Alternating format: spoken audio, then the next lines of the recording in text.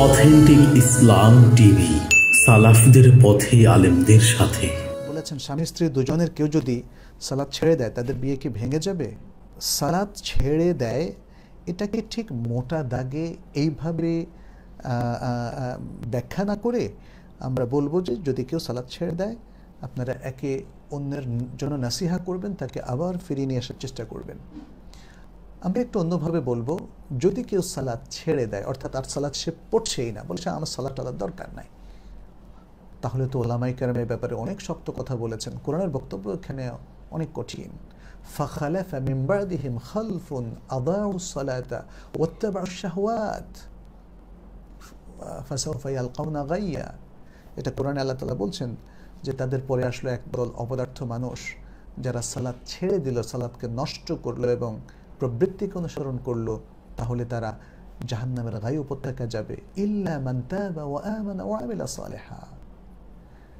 বলল যে তবে তাদের কথা আলাদা, যারা তওবা করলো, আবার ঈমান আনলো এবং আমল সালেহ করলো।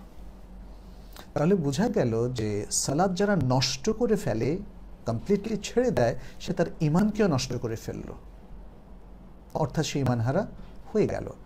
এটাই অত্যন্ত স্পষ্ট করে ইমাম আহমদ ইবনে হাম্বল রাহিমাহুল্লাহ বলেছেন, এবং আমাদের যুগের সাম্প্রতিককালে যারা বলেছেন তাদের মধ্যে অন্যতম একজন ব্যক্তি হলেন শেখ সালেহ বিন উসাইমিন।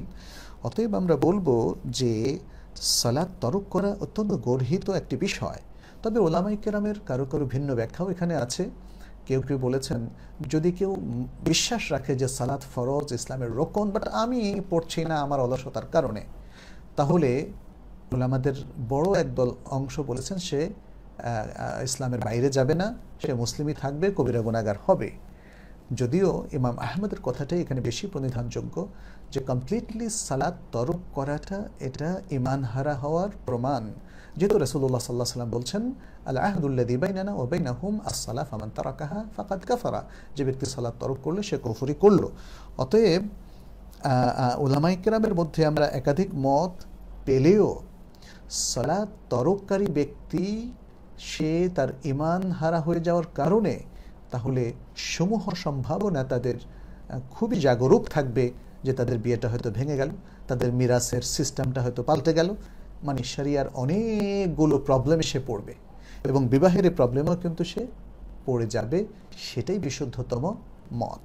তবে এক্ষেত্রে আমরা রিপেয়ার করার কথা বলবো, হয়তো সেই স্বামী বা সেই স্ত্রী এগুলো জানা নাই, অতএব তাদেরকে জানানো, জেনে তাদের সংসারকে জোড়া লাগিয়ে রাখা এবং একে অন্যকে নাসিহা করা, মানে এই সমস্ত ছোটোখাটো আরও বিভিন্ন বিষয় নিয়ে মানে খুব ফটাফট সংসার ভেঙে ফেলার পক্ষে আমরা নই, বরং আমরা বলবো যে সে তার সালাতকে ঠিক করে নেবে, তওবা করে নেবে, বাস হয়ে গেল।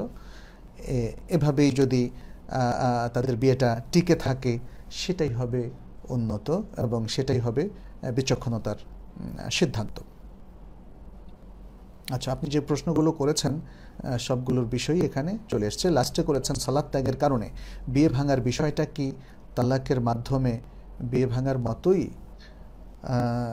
আসলে যখন কোনো ব্যক্তি এবং তার স্ত্রী, তারা স্বামী স্ত্রী থাকে এবং একজন যখন অন্য ধর্মে প্রবেশ করে তখন অটোমেটিক তার বিয়েটা ভেঙে যায়, মুসলিমের সাথে তার বিয়েটা ভেঙে যায়। এটা একটা অটোমেটিক সিস্টেমের মতো। তবে এর জন্য হুজ্জত কায়েম হতে হবে, এর জন্য তো অন্য লোকটা জানতে হবে।